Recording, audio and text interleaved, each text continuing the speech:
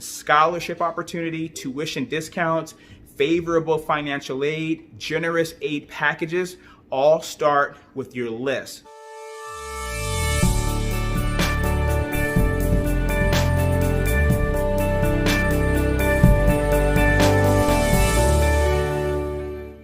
What's up, everybody? Hey, today we are going to talk about list building and why it's so important.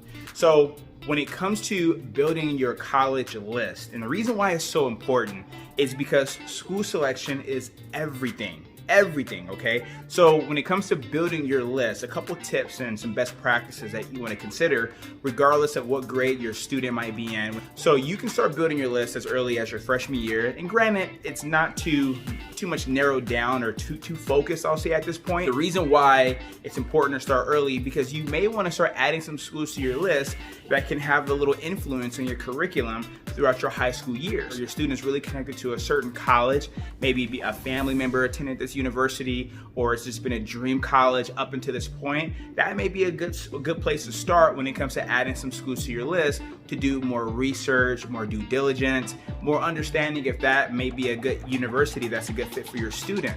So when it comes to building your list, a balanced list, you want to have schools that are some safety schools, be a reach, schools that might be, 50-50. A lot of advisors may recommend that you build a list based on affordability. Whatever you decide to do, it's always important to reverse engineer your process to make your list balanced and narrowed down as you go from your freshman year, your sophomore year, and throughout to your senior year.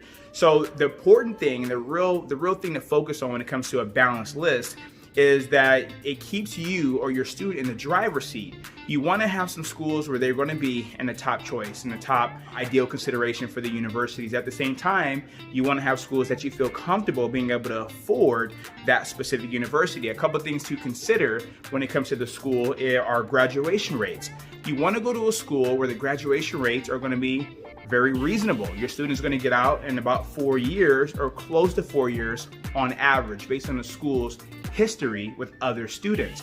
You also want to look at history of having returning freshmen to sophomores. You don't want to send your student to a school, especially if it's in another state, where there's a high chance that they may not want to stay or continue. You want to find the right school for the right reasons and at the right price. Then you also want to look at some things where it comes to the school's history of discounting their tuition, if affordability is something that's important to you, or schools that are the most generous when it comes to financial aid. That is something very important if budget is something that is important to you when it comes to building your list. Don't get rid of or weed out the schools that appear to be more expensive on the surface, because once you add them to your list, you do your research and the proper due diligence, you may find out that those schools that appear to be more expensive, like your private schools, can actually be more reasonable than its public school counterpart. I've said that in multiple videos, and I'll continue to say it, is you don't want to rule out those schools. You want to keep them on your list, because when it comes down to it, a balanced list gives you a lot of power and a lot of leverage, and you never know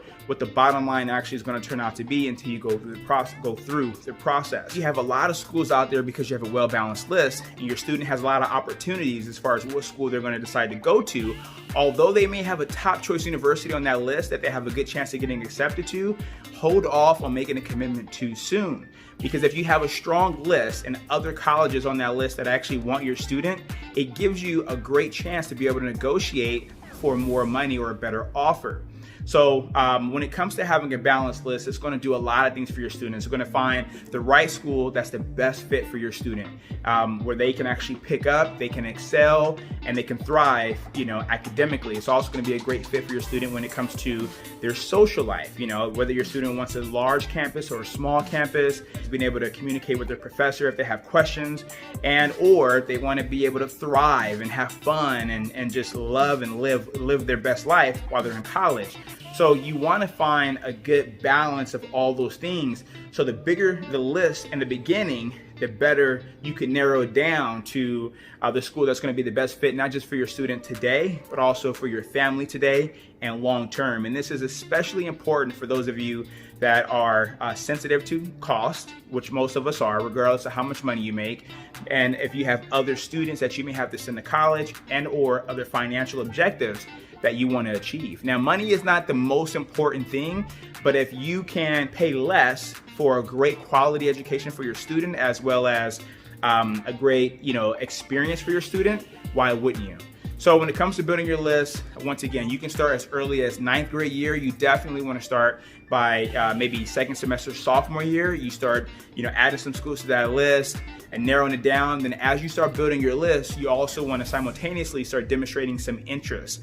Okay, so that may be for another video. We've talked about demonstrating interest in other videos, but your list is extremely important. Scholarship opportunity, tuition discounts, favorable financial aid, generous aid packages, all start with your list. School selection is the #1 way to reduce your out-of-pocket expenses when it comes to college and giving your student the experience that you've always wanted them to have.